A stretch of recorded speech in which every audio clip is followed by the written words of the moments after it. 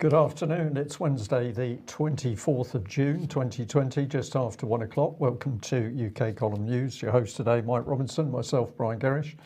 Just say apologies for the technical problems there. A few little gremlins. We couldn't say whether that was the virus or not, but it was definitely a bug in the system. And we had hoped to have Vanessa Beeley with us today, but unfortunately we've not been able to make that connection, but we'll do our best to cover that material. But we're going to get started off with this. Well, we're open apparently. The newfound freedoms, according to the BBC this morning, 4th of July, it's all very exciting. Our newfound freedoms, we should all be getting really geared up for going out for a pint or something. But is that the case? Well, in fact, the mixed message from the mainstream media is as usual, and this is more like the thing you should really be scared to go out for your pint, because of course as you mix with other people there's going to be COVID everywhere. So be afraid, be very afraid.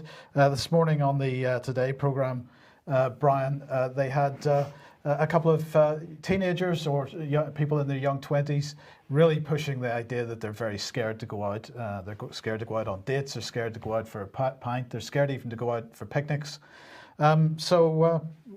Key sectors, tourism, hospitality can reopen from the 4th of July.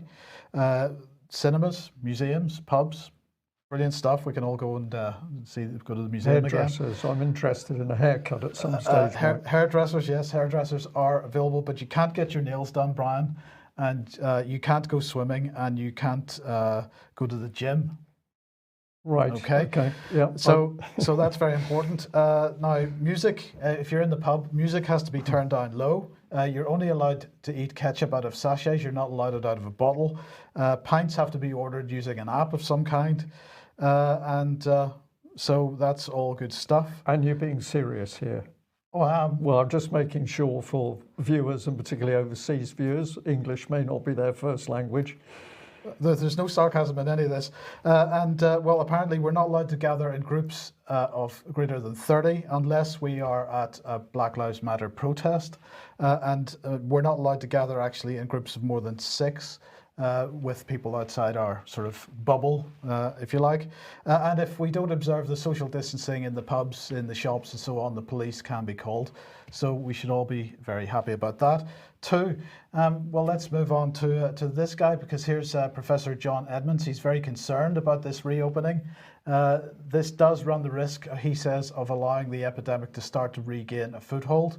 So we've got to be very careful because there's a second wave coming. And apparently sources close to Sage told the Times today or yesterday that reopening schools in September may not be possible without shutting down parts of the economy again. I've got to the point, Mike, where I have to say live that I don't know what to say, because we're living in absolute fantasy land here. This is applied behavioural psychology. This is an attack on the public. It's quite clear. This is madness controlling the country. Well, and of course we don't know who's running the show either, because Boris yesterday saying that there's not currently a risk of a second peak that could overwhelm the NHS, and so the UK is still meeting all 5 of his tests, and so there's going to be further relaxation. This is good stuff. Well, let's have a look at this, because there's been an open letter published on the BMJ, that's British Medical Journal, by the presidents of the Royal Colleges of Surgeons, Royal College of Nursing, Royal College of Physicians, also GPs, and the president of the British Medical Association. And they're saying that a rapid and forward-looking assessment is vital to avoid problems in the future, mainly a second wave. They're saying that this open letter to all the leaders of the political parties is in response to calls in the BMJ for a public inquiry into the UK's response to COVID-19. They were saying that that now seems inevitable, with political and public demands for one that command widespread support, but they were concerned about the length of time, for example, that it took to get, for example, the Bloody Sunday inquiry or the Iraq inquiry up and running. It took years, and so they're arguing that it doesn't have that there isn't time for that. Now, in terms of a second wave, of course, because this is what they're all trying to stop. Well, Germany claims to be having one at the moment. Let's do a quick translation of that. Two regions in Germany closed again as a result of apparently 1,500 workers testing positive at a meat processing plant.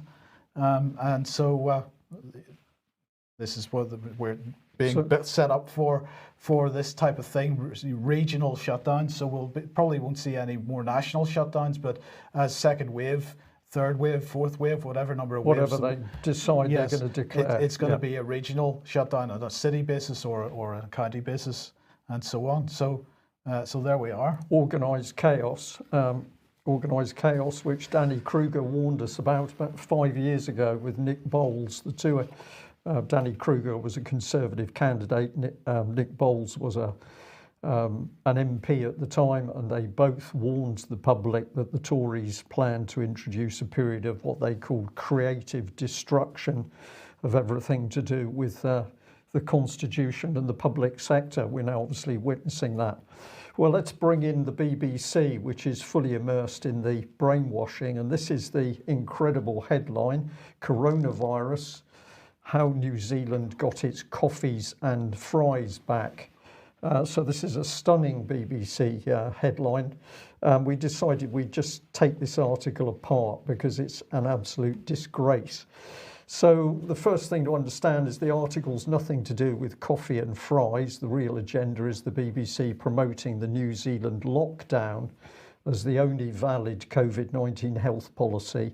But there's no detailed research by this journalist at all. This is just a construct of sentences. But of course, the BBC plastered the article with free advertising for McDonald's. I think a lot of people who've been locked up in flats maybe haven't been able to go out shopping for decent food. This is not the best advert, the BBC. But it also was, aside from the chosen picture here from the lead article, inside it's saying it wasn't long before queues formed in front of coffee shops and McDonald's outlets as people rushed out. And so the BBC felt the need to support McDonald's. And it's very interesting to notice in the article that McDonald's gets mentioned several times. It gets the picture, it gets their brand on screen, but the smaller coffee shops don't get any mention at all. You don't want them surviving.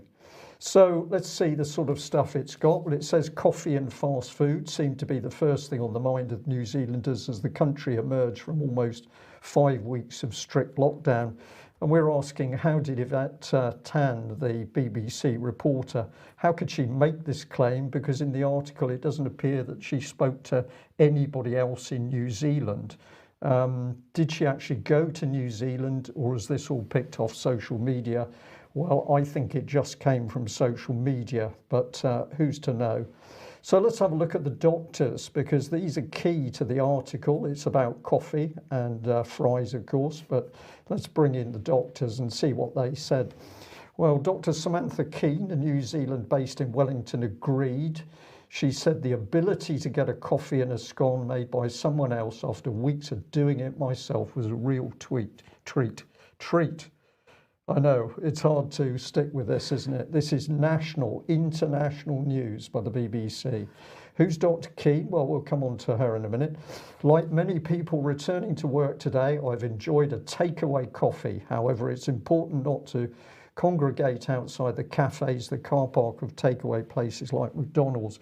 Even the car park of McDonald's, that virus could be sneaking around there, Mike. We do not want to see the sort of rebound we've seen in other countries.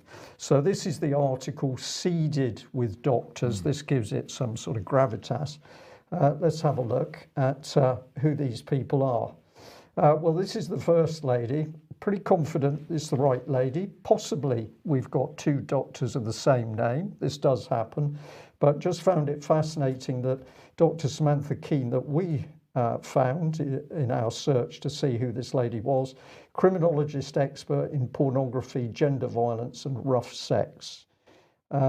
So is a doctor's opinion on the COVID scene any more valid, Mike, than any other member of the public? No. I don't think so. And then, of course, we jump across to this side because he's quoted as if he was somebody standing in the queue for coffee. But actually, the man quoted, Dr. Ashley Bloomsfield, is the key man in putting the New Zealand's lockdown policy in place. Was he identified as such? He was, but it was done very casually. I missed it the first time through, and I had to go looking, and it wasn't till I found this Guardian article I could understand that this man, he's apparently the darling of New Zealand. And how does the BBC know that? Because it says they've checked social media. So it's all good stuff. So was he in a queue for coffee, or is this a completely constructed article from the BBC? I think I know, but let's just add another doctor to that group of two, if we can pop that on screen. We've also got this man mentioned, Associate Professor Sanjaya Senanyaki, if I've pronounced that correctly. He gets quite a lot of time. I'd say that, okay, he's a medical professional, but it does seem to add to give weight to the New Zealand government's policy. So what does the BBC conclude? Well, without any in-depth research or evidence, it says this, that the New Zealand government got it right because they closed their borders. It had a quick, clear lockdown. It traced and it tested. It told people to stick to their bubble, and it gave them a clear public message. Now, when you analyse this, the BBC provides no factual evidence to support this. It's just comment thrown in from one or two people. So there's no factual evidence to support the lockdown is best message. But it ends the article with surveillance and testing must continue, and we must be vigilant for a surge. So there's the prime of the public's mind. We'll add this as well. The subliminal BBC message is that we need clear messages from our leaders to keep us safe and tell us what to do. So just carry on with your coffee and your McDonald's and leave the thinking to us. And if you think that's all there is to this article, well, let's come back to the beginning, because this to me was just incredible.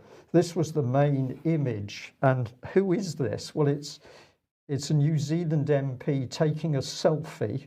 And the quote is, "It's just great to have a wee treat at the end of a pretty tough period in lockdown." Christopher Bishop, a local MP, told the BBC, adding that his order was a delicious sausage and egg McMuffin. Mike, this is real. This is the BBC, the media team advising the world on safety and wars and everything else. This is sheer madness. The only person in the picture who knew what was going on was the dog, and we were able to get comment. He said, "Yuck, don't put that in my bowl." Yeah. So at least the dog knew what the food was. But the other woman mentioned was this lady, and Victoria Howe. So she gives a quote on how desperate it is to have a cup of coffee. That cup of coffee tasted amazing, and I felt a sense of normality come back into my life. So never mind you can't visit the elderly in nursing homes, never mind you can't get anywhere. As long as you can get the coffee, you're fine. And I did a little bit more research where she gives some information on herself, and she says she's looking for the next step in her career due to COVID-19 has meant a job and location change. Well, I would imagine that's because the restaurant industry and the takeaway industry has been decimated, and it looks like this unfortunate young lady has had to look for a new job. What's the BBC doing? Well, it's here on their webpage, top left, UK must prepare for second virus wave. So BBC priming the population to get ready for the next bit of lockdown. And I'll just add, Mike, that when people go into prison, they are told, and this is in the policy, they have to be told very quickly how long their sentence is and the date upon which they will be released. And that's done because to be locked down, to be locked up in prison without knowing what the release date is, creates enormous stress and anxiety and uncertainty. So this is exactly what the UK government is doing with the mind of the public at the moment. And if we have groups of people that are relatively relaxed about the social distancing policy and so on. Other groups of people that are extremely concerned that they've still got to maintain social distancing, that it's still really dangerous to go out. Of course, what that's helping do is to drive a wedge between people in their communities and create conflict. Which is exactly what the SAGE briefing document said that it was going to do, using the advice of the Behavioural Insights team, which has been boasting since 2010 that it can change the way people think and behave in Britain, and they won't even know what's been done to them. And I'll just add, the Behavioural Insights team has still not responded to the UK column email asking for detail. Vaccine. So let's just remind ourselves what he had said. Manufacturing now, even ahead of approval, so we can build up a stockpile and be ready should it be clinically approved. So we were making the point that this is an absolutely unprecedented situation, that a commercial organisation is going to start production on something that they haven't even had licensed yet. And we were asking, what is the nature of this deal that they've struck? Is it that they have agreed to be paid, or they've had agreement that they will be paid whether or not this vaccine is approved? Or is it that in fact they've struck a deal that approval is assuring, there's nothing to prevent it because it's just going to happen automatically? Well, perhaps we get a clue from Matt Hancock yesterday because he tweeted this out. Very good news that the Medicines and Medical Devices Bill has today passed all its stages in the House of Commons.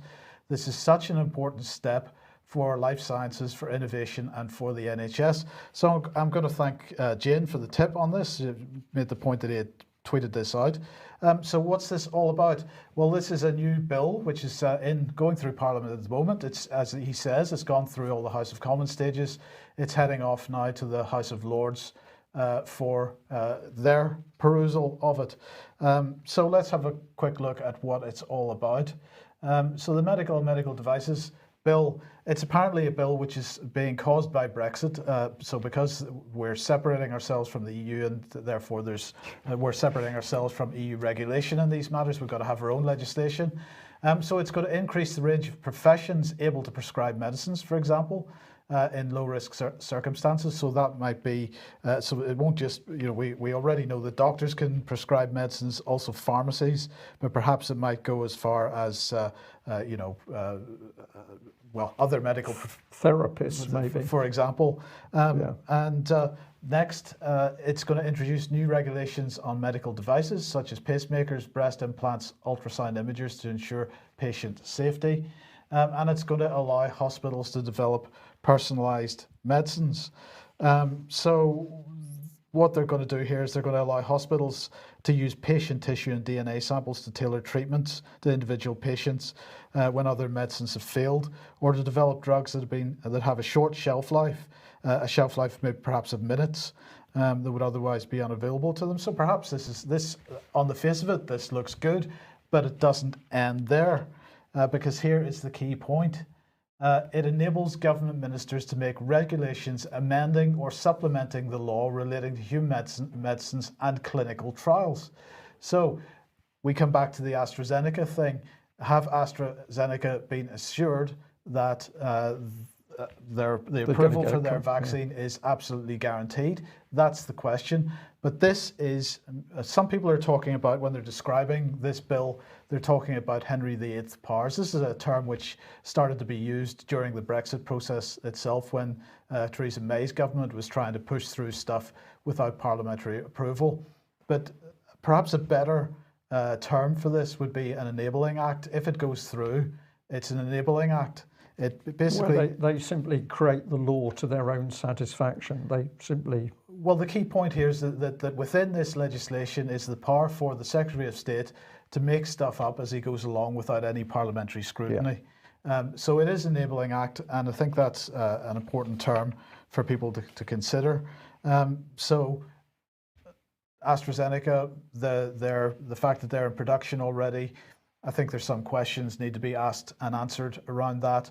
And the question is, well, one of the questions is this legislation going to help enable them to justify the production without having any approval in place for the vaccine. And equivalent future deals that are put together in this way. Absolutely. Pre-agreed.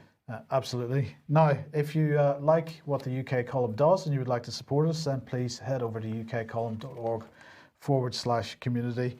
And there are options to help us out there, and your help much needed, much appreciated.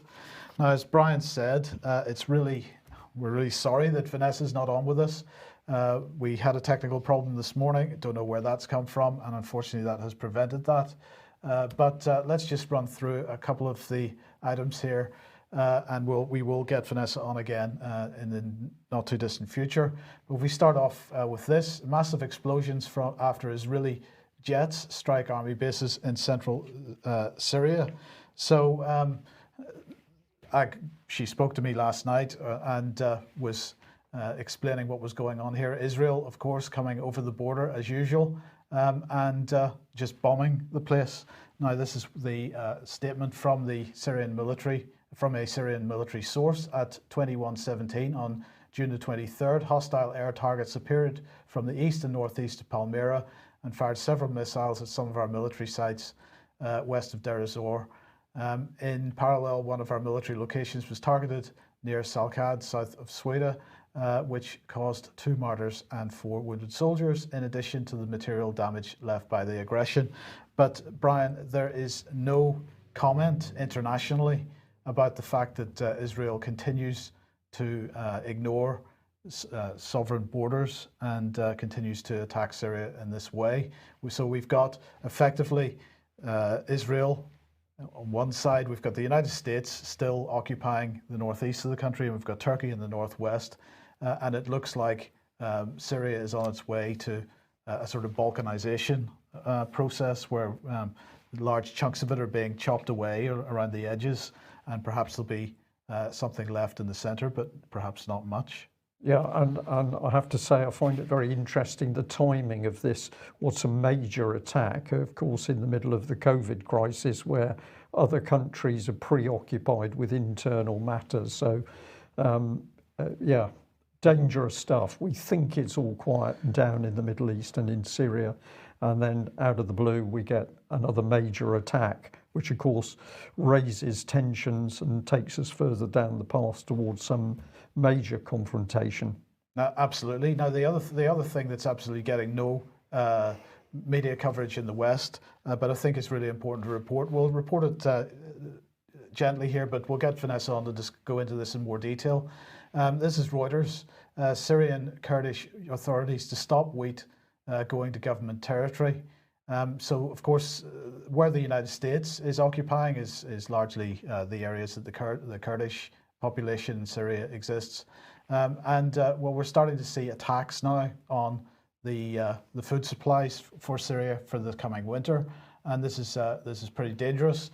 Trump ordered U.S. forces to burn hectares of wheat fields in Syria amid COVID-19 pandemic. That's coming from the Russian media and is reported here in International Business Times. And just to show a couple of images from this, this is one image from Sana and a slightly more serious, emotive, yeah, absolutely emotive image here. So we've got crops being burnt at a time when, you know, we've got shutdown internationally of businesses, of companies, of farming.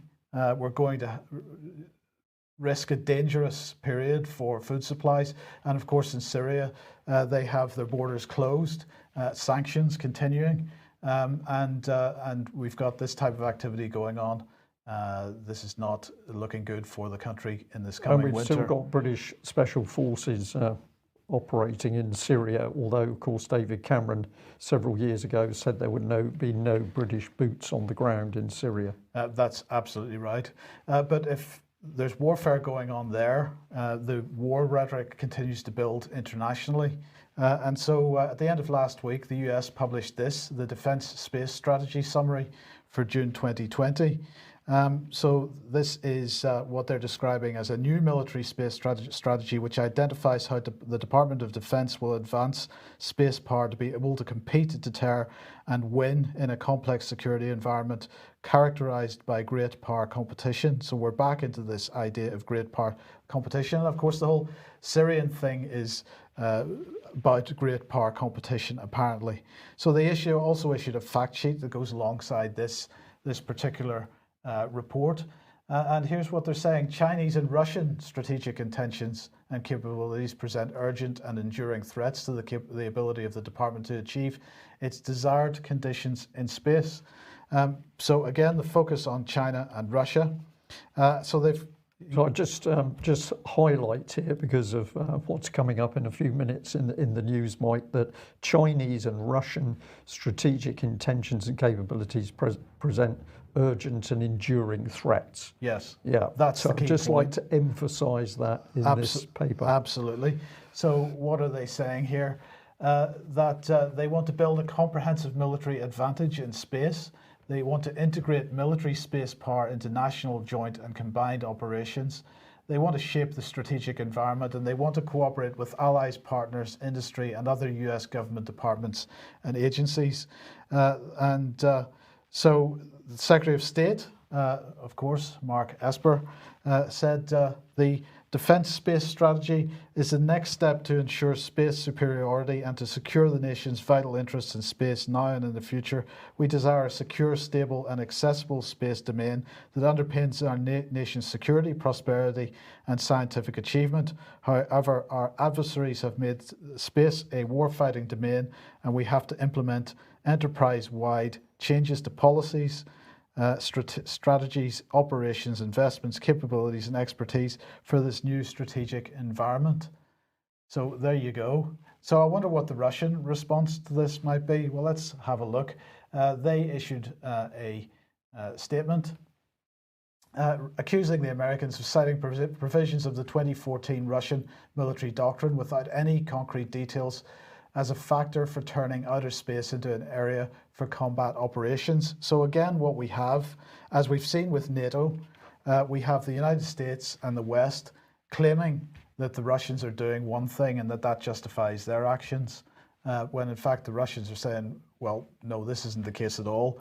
You guys are taking the first steps here by misrepresenting our position. And so, inevitably the Russians are going to have to act. The Chinese are going to have to act, as we'll see in a second. So this is Konstantin Kosachev, who's Russian Foreign Affairs Committee, saying, I'm not saying that you're placing some sort of weapons in space, but in any case, there's no willingness to discuss legally binding documents on the prevention of the militarization of space. We'll come on to Vladimir Putin a little later. This is the Russian position again. Nobody's prepared to sit down at the table and have a conversation about it. What we're seeing coming out of the UK and the US on many occasions is sheer rhetoric, Mike. We're not seeing the evidence. If they're talking about Syria, chemical attacks, we never see the evidence. The rhetoric coming out of the West at the moment is on a par with what we used to point a finger saying was coming out of the Soviet bloc originally. It seems things have turned 180 degrees. Absolutely. In the meantime, there are negotiations going on over nuclear non-proliferation. And this is Robert A. Wood, who is the US Permanent Representative on Disarmament. Well, you would perhaps expect him to be conciliatory, sort of encouraging Russia to come to the table and take part in the conversation about getting rid of nuclear weapons and so on. But no, he's trying to game the whole thing by bringing China into the mix as well. So there's some real concerns here in the United States about China's nuclear buildup, and we don't really have a great sense of what that exact buildup looks like, except that we do know that China has been developing mobile intercontinental ballistic missiles. So he has given this impression that China's becoming a real major serious risk in terms of nuclear power and needs to be brought into these conversations. And he's saying, we think it's imperative that China comes to the table and there'll be a seat there in Vienna for them. We hope they'll show up. Now this negotiation began on Monday. Of course, China didn't show up. China's attitude, as they'd already stated, was this. We've noted the US keeps dragging China into the New START extension issue between the US and Russia. It's just the same old trick it plays whenever it seeks to shift responsibility to others. As the Chinese have said here, indeed they did create a seat for them. Here we are. Here's the Ambassador Marshall S. Billingsley. Vienna talks about the start. China is a no-show. Beijing still hiding behind hashtag Great Wall of Secrecy on its crash nuclear buildup, and so many other things. We will proceed with Russia notwithstanding. Well, of course, China's argument here is that the United States and Russia have been building up nuclear arsenals for decades. And China hasn't. Its nuclear arsenal is still significantly smaller. Their defense spending is significantly smaller than the United States. And so they don't really understand why they're being dragged into this conversation other than as a political pawn. But in order to keep the pressure on then, the same ambassador who's supposed to be talking about nuclear non-proliferation and reducing the levels of nuclear weapons is busy pushing this out. The F-35A is the world's most sophisticated jet. It is dual use capable and part of the United States' unwavering commitment to extending deterrence. NATO is a nuclear alliance, and he's pushing this article from the Aviationist. Here are the first photos of the F-35A jets dropping inert nuclear warheads and nuclear missiles. So we can have a conversation about what we think about the F-35 and its capability. But the point here is that at a time when we're supposed to be talking about non-proliferation and reducing the levels of nuclear weapons in the country, the US keeps pushing the pressure, keeping the pressure on Russia and now on China as well. And you've got to ask why they're doing this. There can't be any other response from Russia and China other than a negative one. Yeah, and we got to ask the key question, within the US administration, within UK, who is actually driving this very aggressive policy. It's too close from UK and USA for there not to be collusion with what's going on here. The message coming across is the same one, but who is it actually driving the governments? This is the key question to ask, I think. Germany's armed forces. Oh, I do apologise. Germany's armed forces, right? So, well, this is Foreign Policy magazine. Now, this is really interesting. The headline here is, sorry state of Germany's armed forces. Trump's call to withdraw US troops from the country are impulsive, but Germany isn't blameless. There's a number of issues wrong with this article. The suggestion that Trump's calls to withdraw US troops from Germany are impulsive is simply wrong, because Trump has been on this issue since 2016. He has been arguing that the European Union countries are not putting enough money into defence, and he's been calling on them to do so, and to do so on a quicker timeline than they are pushing. But Germany isn't blameless. Well, of course, the Foreign Policy magazine article doesn't cover anything to do with the fact that all European national militaries have been decimated in order to drive the European Defence Union. But the key point here is that this is all about the threat that Trump made to withdraw troops from Germany last week in time for the NATO defence ministers meeting. And what's happening is those troops apparently are now being sent to Poland. The Polish government very, very excited to be getting more troops from Germany into Poland. US troops, they've already got several thousand US troops stationed there. They want more. And of course, this puts additional pressure on Russia once again. Come back to what is Russia's response to this. Well, Vladimir Putin published this fantastic article, and I really recommend everybody goes and reads this. It's very long, but it's worth the read. It's in the national interest. It's also on the Russian, the presidential website. The title is Vladimir Putin, The Real Lessons of the 75th Anniversary of World War II, published last week. Now, he does talk about Poland, for example. He talks about the fact that Poland was engaged in the partition of Czechoslovakia along with Germany in the run-up to the Second World War. They decided together in advance who would get what Czechoslovakian territories. And he also makes the allegation that Poland was aware about Hitler's support. Was aware that without Hitler's support, Poland's annexationist plans were doomed to fail. Now, I asked Alex Thompson what he thought about Putin's article here, and he said, well, it's full of previously obscure details on the Franco-British push to make Poland overlord of various Eastern European areas, including Belarus, and to weaken the Czechoslovakia and so on. Some of our archives, Alex says, on this are still sealed.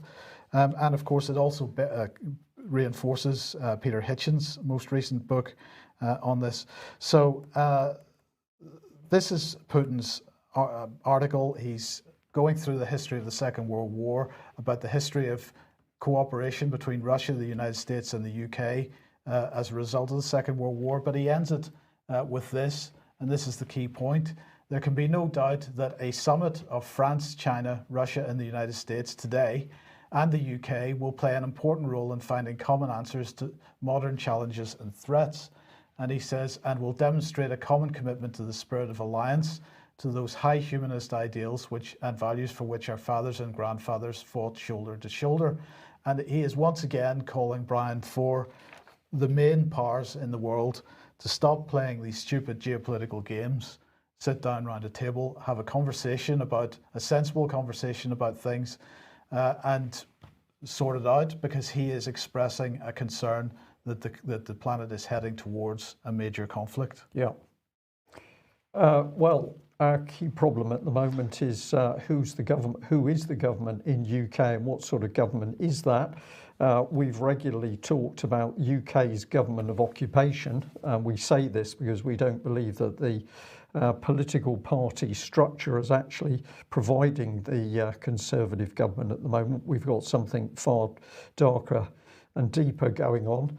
Let's have a look at this Sky report, which is saying that there's been anger over the delays in setting up a spy watchdog in UK and the release of the Russia report. And this was my interjection a little bit earlier in the news, that we've got the USA, we've got the UK government constantly saying to us that Russia and China are such a threat. But here we've got an article where there's delays over reports coming out. So let's have a look at this. The MP in question is Tobias Ellwood, and this is what he had to say. He urged Boris Johnson to understand the urgency of the need to reconstitute the powerful Intelligence and Security Committee. He said he would hate to see the government somehow having anything to hide. I found that a very interesting statement, Mike.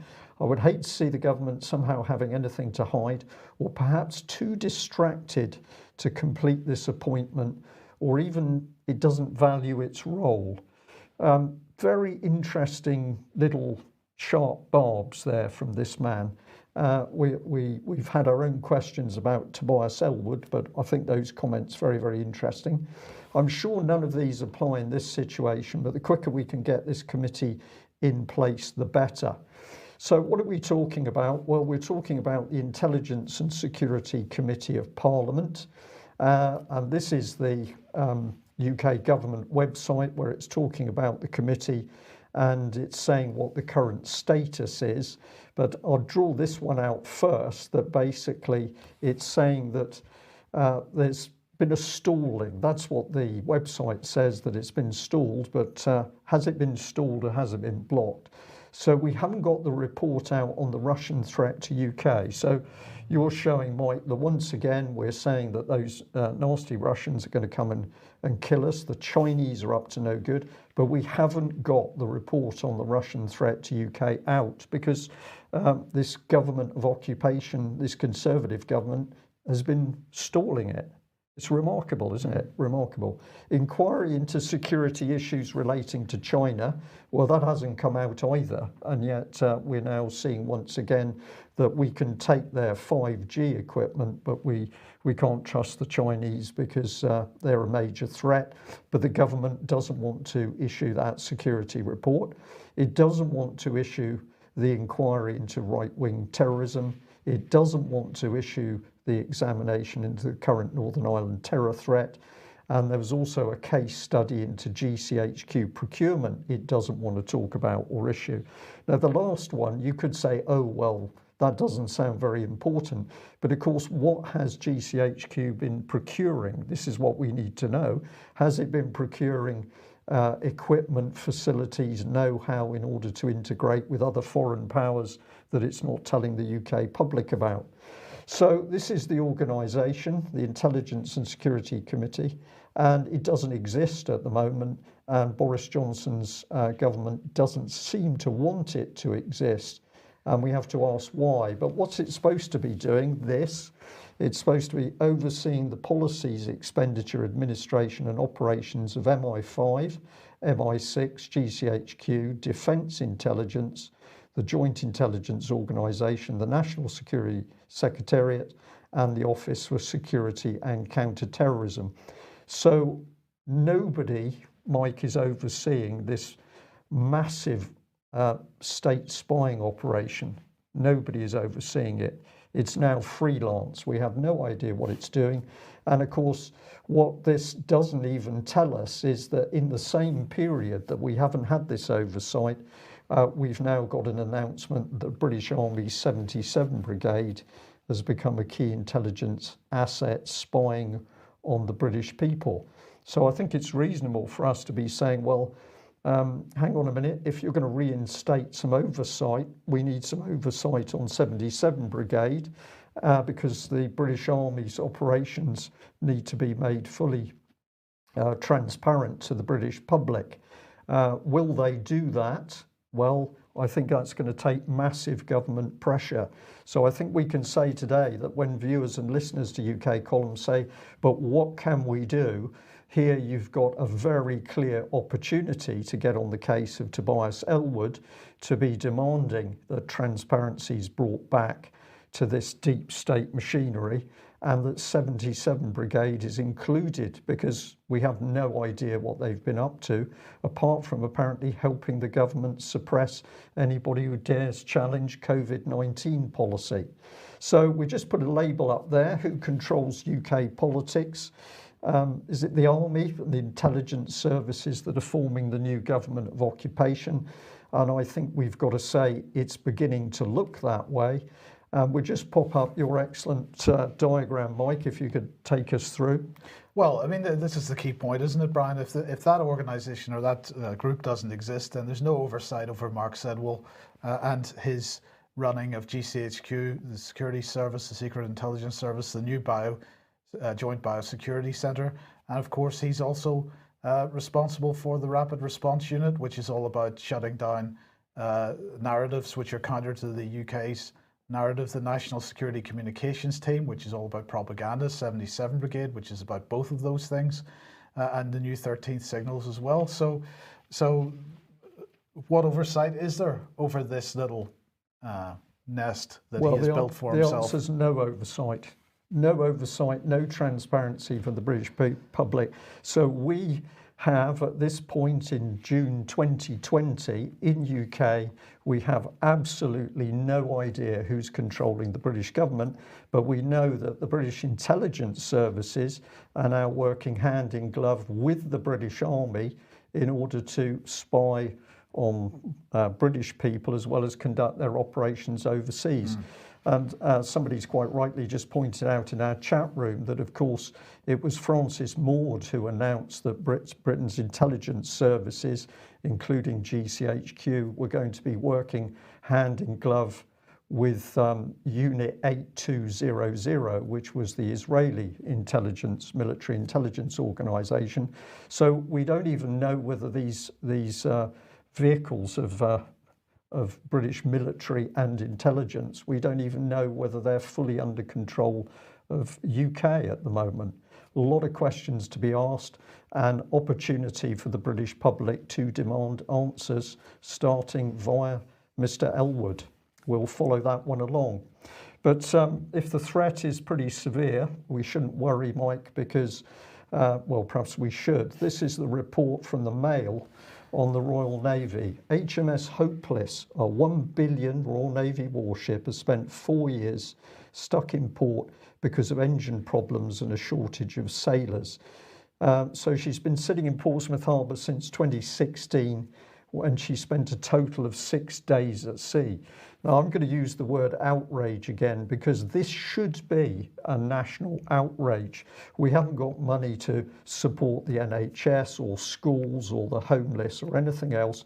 We can throw away £1 billion, but it's actually worse because the 6 Type 45 destroyers at £1 billion each were at sea for a combined total of 649 days last year. So 6 ships can just about manage a combined total of 649 days, to which I smile and say back in the Cold War we had very old steam-driven frigates that were spending 61, 62, 63% of the year at sea. But now we suddenly can't do it. Now, is this an accidental collapse of mod procurement, Mike, or is this deliberate chaos created inside the Royal Navy? Well, let's have a look at the comments that the Mail chose to give. So this is from Lord West. We should have pushed ahead as soon as we knew that what the problem was, and it's dreadful that it's taken so long. Mike, it's dreadful. It's truly dreadful. We need to get them fixed and out there operating. We need ships in case we have a war. You're smiling, I'm smiling here, but is this proper intelligent analysis, or is this meaningless comment designed to fool the public and dumb us down? Well, it is the Daily Mail, so the question is, did he actually say it? Well, I'm going to say I think he probably did because of the language, but actually, where's the substance? Where's the outrage? £1 billion for one ship, so presumably 6 billion for all 6 of them, and they can't go to sea.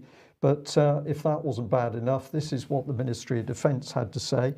Type 45 destroyers are held at various levels of readiness in accordance with defence requirements. They rotate through planned operating cycles involving maintenance, training, deployment, leave and upgrades, including the power improvement project to fix the engines, which is now underway. This, Mike, is just disgraceful stuff here because there's no meaningful comment at all. Millions of billions of pounds thrown away, and we're using this sort of language in order to deceive the public. So if anybody else is feeling outraged, and well, you should, your opportunity to get onto Britain's Ministry of Defence and demand answers as to why we can't get ships at sea and we can simply throw away billions of pounds of taxpayers' money. I think we better end there, Mike. Yes. Thank you, viewers and listeners, for joining us. Please pass on the word, explain to other people what's happening. Comment from one of our viewers yesterday was that they're stunned to see the UK being, quote, ripped apart. And clearly that's happening. We simply need to identify who those deep state agents are doing the business. We'll leave it there. We'll be back at the same time on Friday. Bye-bye.